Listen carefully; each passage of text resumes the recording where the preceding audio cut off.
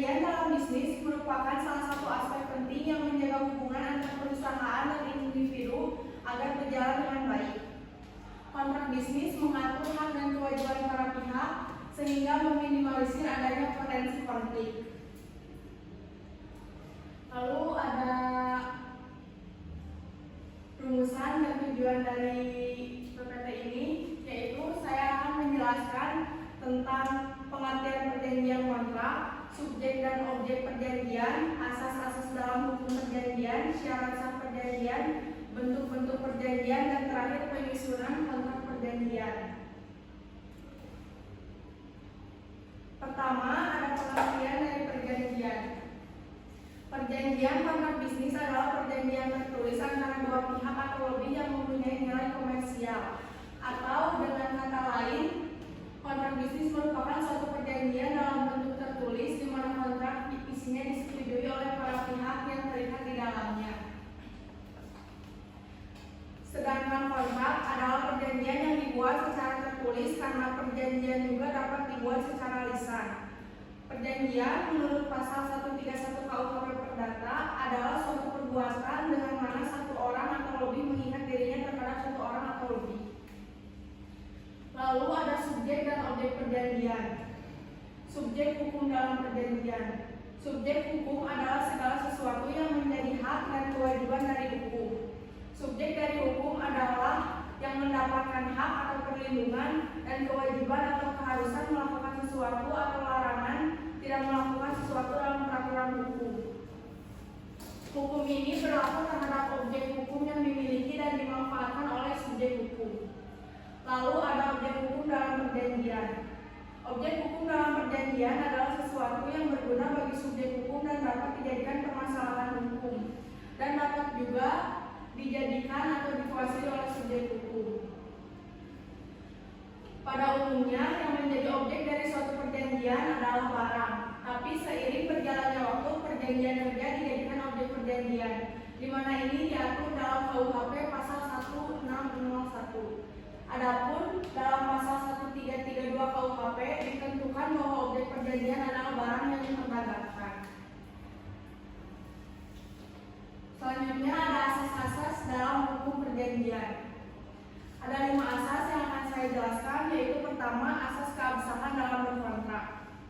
Asas ini merupakan suatu asas yang memberikan kebebasan kepada para pihak untuk membuat suatu perjanjian, mengadakan perjanjian dengan siapapun, menentukan isi perjanjian, pelaksanaan dan persyaratan, serta menentukan bentuk perjanjian apakah perjanjian itu tertulis atau lisan. Lalu ada asas konsualisme. Asas konsualisme dapat disimpulkan dalam pasal 1320 ayat 1 KUHP. Dalam pasal tersebut ditentukan bahwa salah satu syarat sahnya perjanjian adalah adanya kata kesepakatan antara dua belah pihak. Lalu ada asas kepastian hukum. Asas kepastian hukum atau disebut juga dengan asas patsun servanda merupakan asas yang berhubungan dengan akibat perjanjian. Lalu ada asas itikat baik. Asas itikat baik ini merupakan suatu asas yang menyebutkan bahwa pihak kreditur dan debitur harus melaksanakan substansi kontrak berdasarkan kepercayaan atau keyakinan.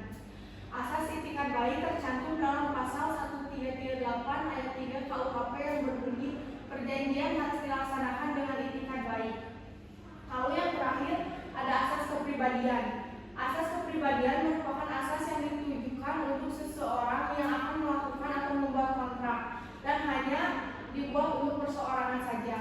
Dalam pasal 1354 KUHP ditegaskan bahwa pada umumnya seseorang tidak dapat mengadakan perikatan atau perjanjian selain untuk dirinya sendiri. Selanjutnya ada syarat sah perjanjian. Syarat sah perjanjian meliputi kesepakatan mereka yang mengikatkan diri. Dalam suatu perjanjian harus ada kesepakatan antara para pihak di mana tidak ada paksaan apapun antara kedua belah pihak.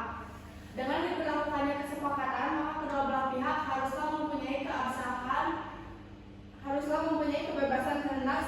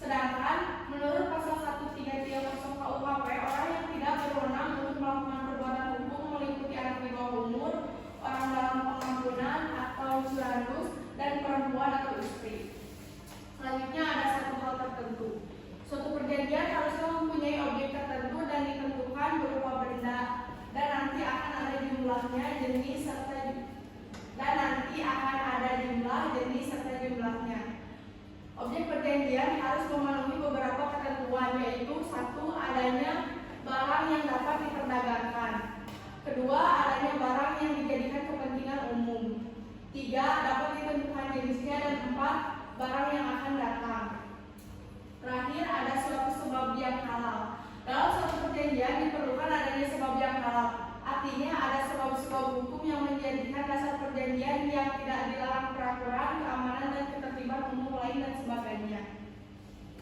Lalu yang kelima ada bentuk-bentuk perjanjian. Pada dasarnya perjanjian yang dibuat oleh para pihak haruslah dimengerti dan dipahami isinya. Namun dalam kenyataannya banyak kontrak yang isinya tidak dimengerti oleh para pihak. Dengan demikian maka isi perjanjian adalah kata-kata yang jelas sehingga menimbulkan berbagai penafsiran. Bentuk perjanjian yang dibuat oleh para pihak terdapat dua jenis, yaitu perjanjian tertulis dan lisan. Terdapat tiga jenis perjanjian tertulis, diantaranya: satu, perjanjian yang dibuat dengan tanda tangan yang ditandatangani oleh para pihak yang bersangkutan. Kedua, perjanjian dengan saksi notaris untuk melegalisir tanda tangan para pihak. Ketiga, perjanjian yang dibuat di hadapan notaris dalam bentuk akta notaris. Akta notaril adalah akta yang dibuat di hadapan muka para pejabat yang berwenang. Sedangkan dari itu ada juga perjanjian lisan. Perjanjian lisan adalah suatu perjanjian yang dibuat oleh para pihak dalam wujud lisan atau cukup dengan kesepakatan para pihak. Perjanjian lisan umumnya dianggap sah dan mengikat secara hukum, sama seperti perjanjian tertulis. Namun perjanjian lisan memiliki beberapa kerugian, seperti sulit ditegakkan di pengadilan, dapat menimbulkan kebingungan dan kesalahan, hasilnya mungkin tidak sesuai dengan apa yang telah disepakati. Berdasarkan pasal 1866 KUH Perdata dan pasal 164 HIR, perjanjian lisan dapat diterapkan sebagai alat bukti selain alat bukti surat. Alat bukti dalam hukum acara perdata diatur dalam pasal 1866 KUHP Perdata, yaitu buku tulisan, buku dengan saksi, persangkaan, dan pengakuan sumpah. Yang terakhir yaitu penyusunan perjanjian kontrak. Ada penyusunan prakontrak. Sebelum kontrak disusun ada 4 hal yang diperhatikan oleh para pihak, yaitu: satu, identifikasi para pihak dalam kontrak yang harus diidentifikasikan secara jelas dan diperhatikan dalam peraturan perundang-undangan yang berkaitan, terutama soal kewenangan sebagai pihak dalam kontrak yang bersangkutan. Lalu ada penelitian aspek terkait pada dasar pihak-pihak yang terlibat, dengan harapan bahwa kontrak yang dibuat dapat menampung semua keinginannya, sehingga pada akhirnya penyusun kontrak menyimpulkan hak dan kewajiban masing-masing pihak. Lalu ketiga, ada pembuatan Memorandum of Understanding atau MOU. Pada hakikatnya, MOU merupakan suatu perjanjian pendahuluan dalam arti masih diikuti perjanjian-perjanjian lainnya. MOU dianggap kontrak yang sederhana dan tidak disusun secara formal serta dianggap sebagai salah satu pembuka kesepakatan. Yang terakhir, negosiasi yang merupakan sarana bagi para pihak untuk mengadakan komunikasi dua arah demi mencapai kesepakatan sebagai akibat adanya perbedaan pandangan terhadap suatu hal dan dilatar belakangi oleh kesamaan atau ketidaksamaan kepentingan para pihak yang terlibat. Lalu ada pembentukan kontrak. Pada tahap ini lahir hubungan kontraktual di antara pihak-pihak yang terlibat dalam pembuatan kontrak. Lalu ada pelaksanaan kontrak. Tahap ini merupakan pelaksanaan atau performance pertukaran hak dan kewajiban berdasarkan kesepakatan para pihak. Tahap ini juga disebut dengan istilah post kontraktual phase. Ketiga tahapan tersebut harus berlandaskan pada prinsip-prinsip hukum kontrak. Suatu aturan atau norma pada hakikatnya mempunyai dasar filosofis serta pijakan asas atau prinsip sebagai rohnya.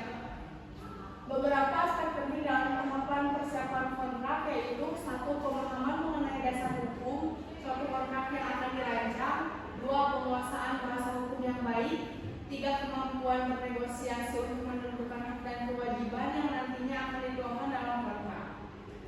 Yang terakhir, proses perancangan kontrak. Proses penyusunan kontrak terdiri dari beberapa tahap, yaitu: satu, penelitian atau research; dua, penyusunan kerangka kontrak atau outlining; dan tiga, penormaan atau wording. Dengan melakukan penelitian, kontraktor akan memiliki pemahaman yang cukup mengenai kontrak yang dirumuskan. Cukup sekian yang bisa saya jelaskan. Saya ucapkan terima kasih. Sebelumnya ada yang mau bertanya?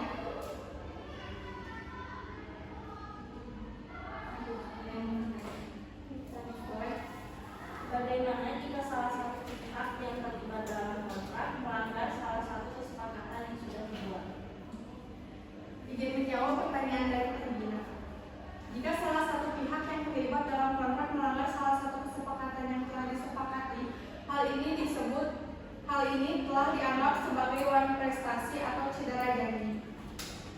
Ada konsekuensinya dalam wan prestasi. Jika terjadi wan prestasi, pihak yang dirugikan dapat menuntut beberapa hal kepada pihak yang melanggar sesuai dengan pasal 1243 KUH Perdata dan pasal-pasal yang terikat. Berikut adalah hak yang bisa diminta oleh pihak yang dirugikan. Pertama, pemenuhan prestasi. Kedua, pembatalan kontrak. Ketiga, ganti rugi. Dan yang terakhir adalah pihak yang melanggar akan mendapatkan sanksi yang telah diatur dalam kontrak. Jika dalam kontrak sudah diatur sanksi tertentu, misalnya denda atau penalti, maka sanksi tersebut akan diberlakukan terhadap pihak yang melanggar. Wassalamualaikum warahmatullahi wabarakatuh.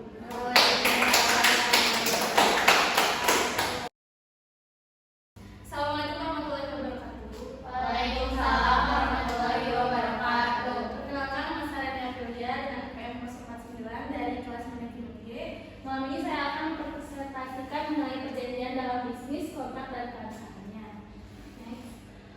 Pertama-tama kita ke pengertian perjanjian kontrak. Perjanjian kontrak bisnis adalah perjanjian tertulis antara dua pihak atau lebih yang mempunyai nilai komersial. Atau dengan kata lain, kontrak bisnis merupakan suatu perjanjian dalam bentuk tertulis di mana isinya disetujui oleh para pihak yang terikat di dalamnya bermuatan bisnis. Lalu pengertian kontrak adalah perjanjian yang dibuat secara tertulis karena perjanjian juga dapat dibuat secara lisan. Perjanjian menurut pasal 1313 KUHP Perdata adalah suatu perbuatan dengan mana satu orang atau lebih mengikat dirinya terhadap satu orang atau lebih. Lanjut ke subjek dan objek perjanjian. Subjek hukum adalah segala sesuatu yang mendapat hak dan kewajiban dari hukum. Misalnya, subjek dari hukum adalah orang perseorangan dan badan hukum. Yang kedua ada objek hukum adalah segala sesuatu yang berguna bagi subjek hukum dan dapat dijadikan permasalahan hukum dan dapat diselesaikan oleh subjek hukum. Misalnya, objek hukum adalah harta benda yang dimiliki oleh perseorangan. Next. Di sini ada asas-asas dalam hukum perjanjian. Ada 5 asas. Yang pertama ada asas kebebasan berkontrak. Itu setiap orang bebas untuk membuat perjanjian sepanjang tidak bertentangan dengan undang-undang, ketertiban umum, dan kesusilaan. Yang kedua ada asas konsensualisme, di mana perjanjian sah apabila telah mencapai kesepakatan atau konsensus antara para pihak yang membuat perjanjian. Yang ketiga ada asas kepastian hukum, yaitu asas yang memiliki keterikatan dengan hukum tersendiri. Lalu yang keempat ada asas itikat baik, tercantum dalam pasal 1338 ayat 3 KUHP yang berbunyi perjanjian harus dilaksanakan dengan itikat baik. Asas ini merupakan asas bahwa pihak, yaitu pihak kreditur dan debitur, harus melaksanakan substansi kontrak berdasarkan kepercayaan atau keyakinan. Yang terakhir ada asas kepribadian, merupakan asas yang menentukan bahwa seseorang akan melakukan dan membuat kontrak hanya untuk kepentingan perseorangan saja. Next. Lanjut ke syarat-syarat sah perjanjian. Yang pertama ada sepakat mereka yang mengingatkan diri. Yang kedua ada kecakapan untuk membuat suatu perikatan. Yang ketiga suatu hal tertentu atau suatu perjanjian harusnya mempunyai objek tertentu. Dan yang terakhir ada suatu sebab yang halal. Next. Terus ada bentuk-bentuk perjanjian. Bentuk perjanjian ini ada tertulis dan lisan, di mana perjanjian tertulis adalah suatu perjanjian yang dibuat oleh para pihak dalam bentuk lisan, sedangkan perjanjian lisan adalah suatu perjanjian yang dibuat oleh para pihak dalam bentuk lisan atau cukup kesepakatan para pihak. Nah, di sini ada 3 jenis perjanjian tertulis. Yang pertama, perjanjian di bawah tangan yang ditandatangani oleh para pihak yang bersangkutan. Yang kedua ada perjanjian dengan saksi notaris untuk melegalisir tanda tangan para pihak. Dan yang terakhir ada perjanjian yang dibuat di hadapan dan oleh notaris dalam bentuk akta notaril. Next. Selanjutnya ada penyusunan perjanjian. Yang pertama ada pra penyusunan kontrak, di mana tahapnya ada yang pertama yang identifikasi para pihak. Dalam kontrak harus teridentifikasi secara jelas. Yang kedua penelitian awal aspek. Yang ketiga pembuatan memorandum of understanding atau disebut dengan MOU. Dan yang terakhir negosiasi. Nah, di sini saya jelaskan beberapa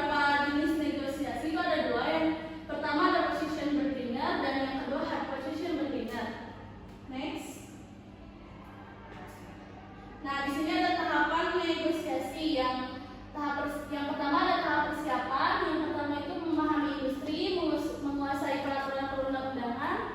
Yang ketiga mengidentifikasi poin-poin yang berpotensi menjadi masalah. Yang keempat menyiapkan dan mengantisipasi solusi. Yang keenam sebisa mungkin meminta pihak lawan agar negosiasi dilakukan di tempat yang ditentukan negosiator. Dan yang terakhir percaya diri.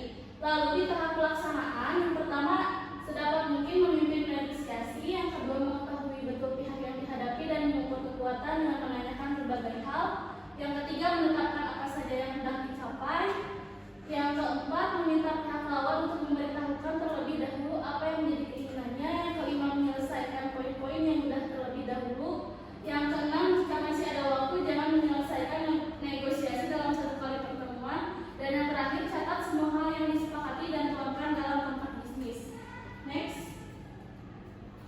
Lalu ada tahap penyusunan kontrak. Yang pertama A judul kontrak, lalu B pembukaan dan C pihak-pihak dalam kontrak, lalu yang D recital atau latar belakang terjadinya kontrak, yang E isi kontrak, lalu yang terakhir F penutup.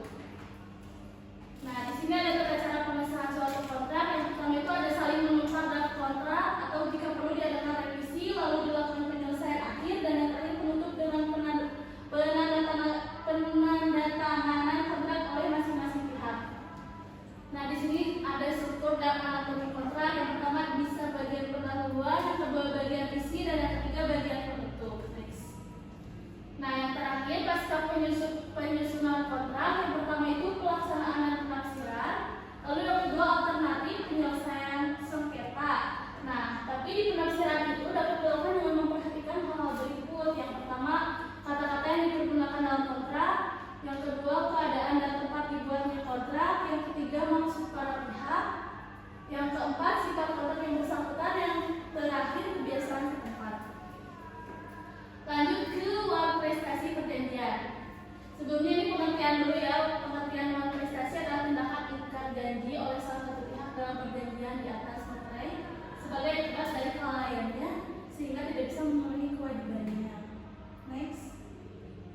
Nah, ada bentuk-bentuk uang prestasi juga. Yang pertama, janji melakukan sesuatu tapi tidak dilaksanakan.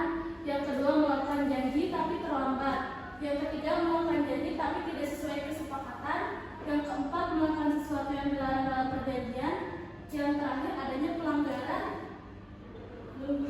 Dan yang terakhir, adanya pelanggaran perjanjian.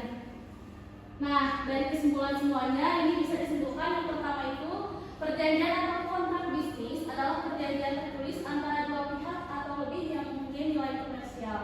Lalu yang kedua, pada umumnya yang menjadi objek dari suatu perjanjian adalah barang, tapi seiring berjalannya waktu perjanjian kerja dijadikan oleh perjanjian, di mana hal ini diatur dalam pasal 1601 KUHP.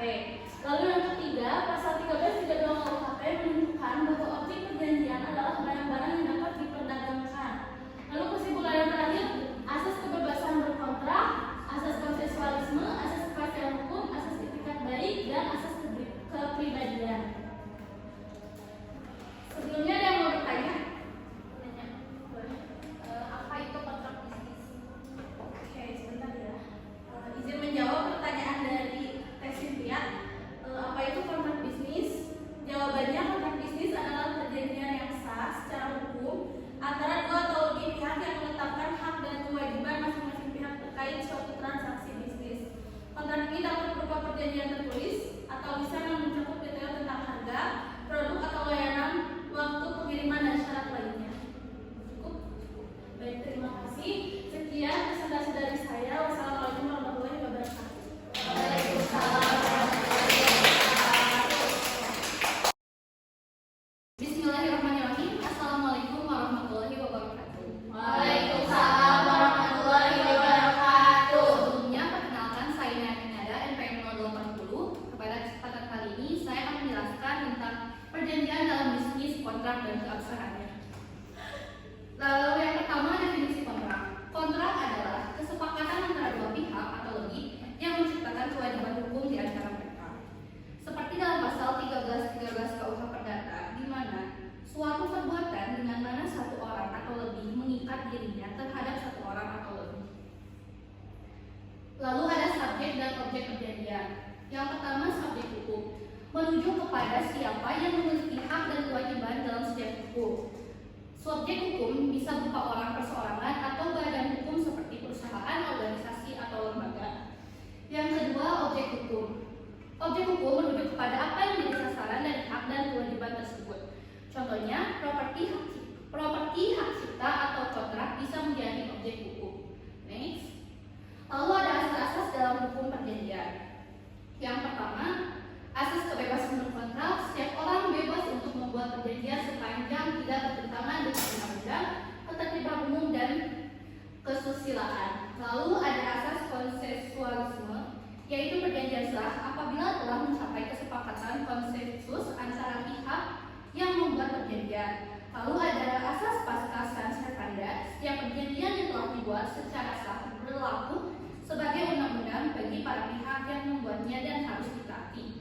Lalu ada asas kekuatan mengikat, yaitu perjanjian yang sah mengikat para pihak seperti undang-undang yang harus dipatuhi. Lalu ada asas ikat baik, di mana para pihak dalam perjanjian harus melaksanakan perjanjian tersebut dengan ikat baik dan bertanggung jawab. Lalu ada asas kepribadian, yang dimana mengikat dan memberikan hak serta kewajiban kepada para pihak yang membuatnya, kecuali ditentukan lain oleh undang-undang. Lalu terakhir ada asas keseimbangan, yang dimana memberikan keuntungan yang seimbang bagi para pihak yang membuatnya. Next. Syarat sah kontrak ada 4. Yang pertama, kesepakatan para pihak. Para pihak harus sepakat untuk mengikatkan diri. Ada terdapat di pasal 1320 ayat 1 KUH Perdata. Lalu ada kecakapan para pihak, yang dimana pihak-pihak yang membuat kontrak harus cakap secara hukum, seperti dalam pasal 1320 ayat 2 Perdata. Lalu ada suatu hal tertentu, yang dimana objek kontrak harus jelas dan dapat ditemukan, seperti di pasal 1332 KUH Perdata.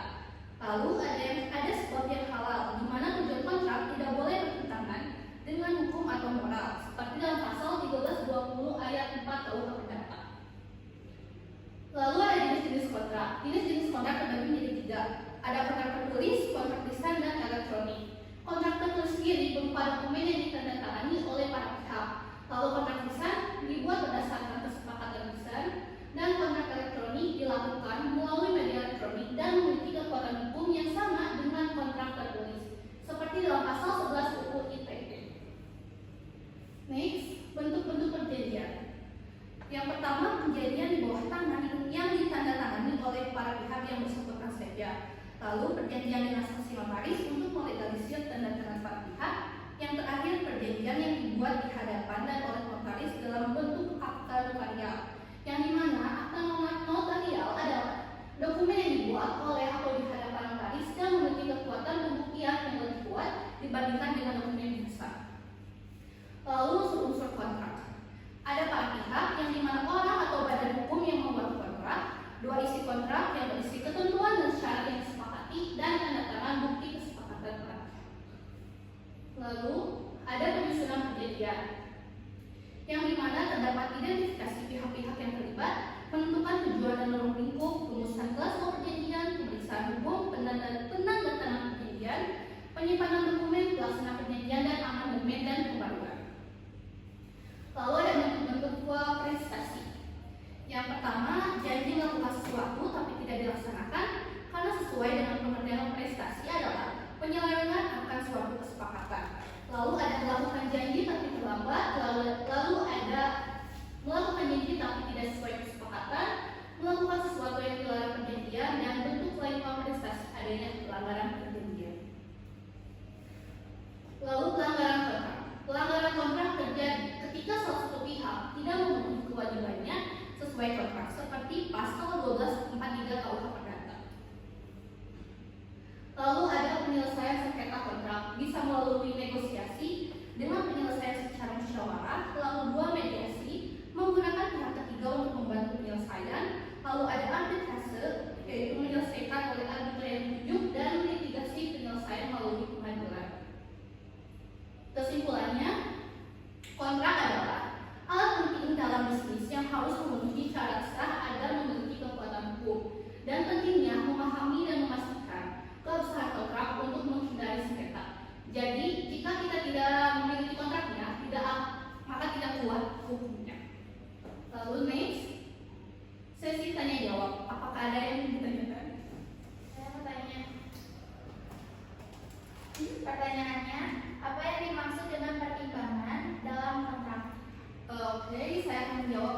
saya Fitri. Pertimbangan dalam kontrak ialah sesuatu yang bernilai yang dipertukarkan antara pihak-pihak dalam kontrak. Ini bisa berupa uang, barang, jasa, atau janji untuk melakukan atau tidak melakukan sesuatu. Pertimbangan adalah elemen penting yang membedakan kontrak dari hadiah atau janji tanpa nilai. Cukup? Jelas? Terima kasih. Next. Mungkin sekian dari presentasi saya. Mohon maaf bila ada kesalahan. Wassalamualaikum warahmatullahi wabarakatuh.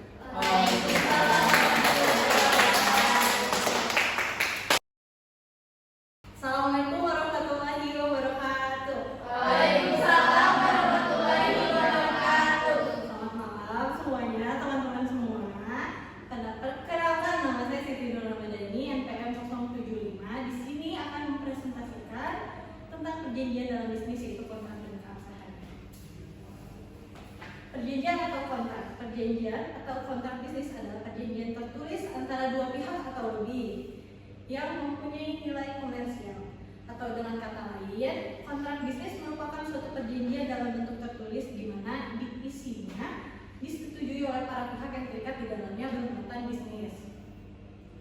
Perjanjian menurut pasal 1313 KUHP Perdata adalah suatu perbuatan dengan mana satu orang atau lebih mengikat dirinya terhadap satu orang atau lebih. Subjek dan objek.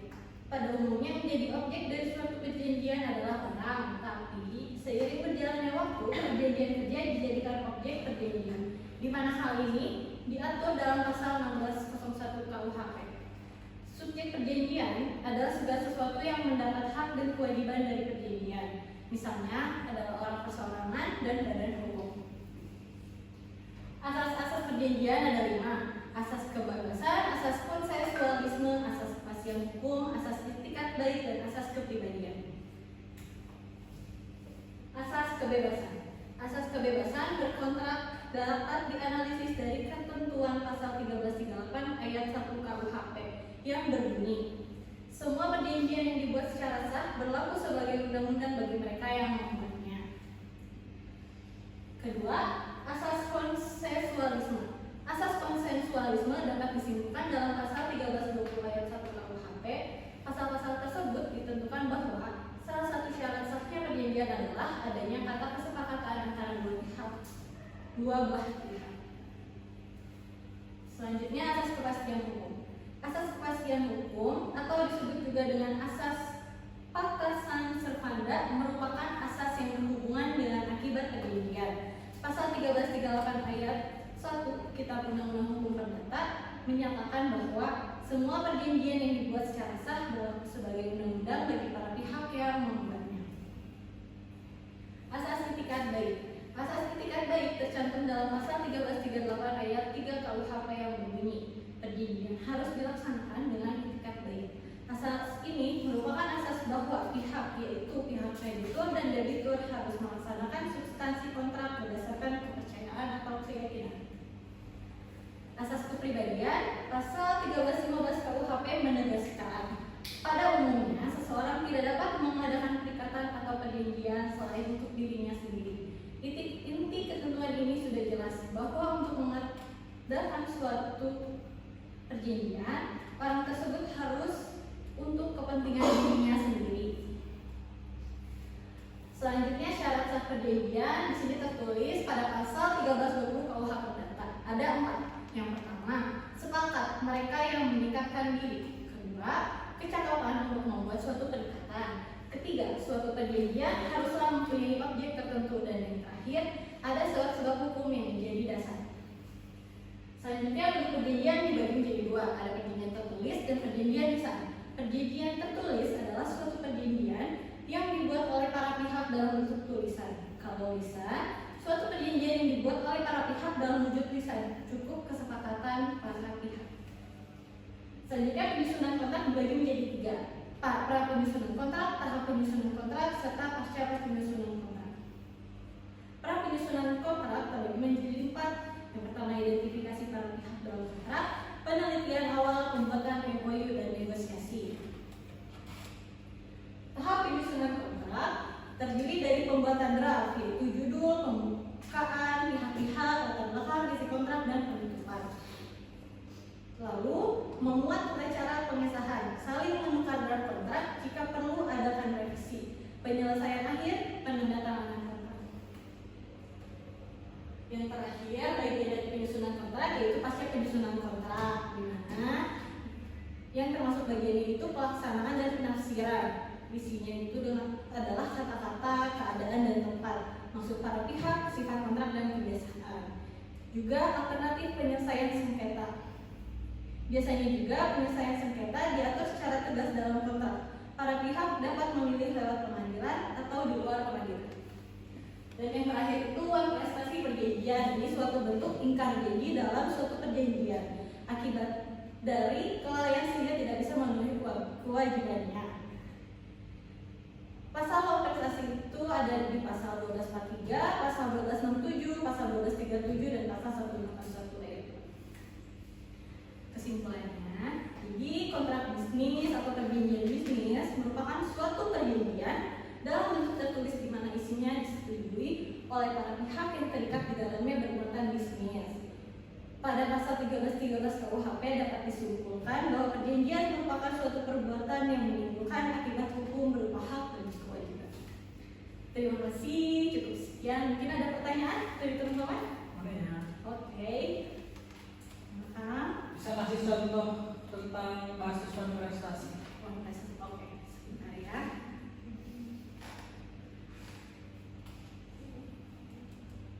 Jadi dari tadi pertanyaan dari Kang Arya. Salah satu contoh tentang kasus prestasi itu sering kali dijumpai dalam hutang piutang kerja atau proyek bisnis dan sebagainya. Biasanya pada utang piutang serta dijumpai kasus di mana kreditur tidak sanggup membayar kewajibannya. Sedangkan contoh kasus konvertasi dalam kerjasama proyek atau bisnis misalnya terjadi antara pemodal dan pelaku usaha. Ketika bisnis menghasilkan laba, presentasi pembagian profit tidak sesuai perjanjian di awal, sehingga salah satu pihak dirugikan. Gimana kan? Terima kasih teman-teman semuanya. Selamat malam.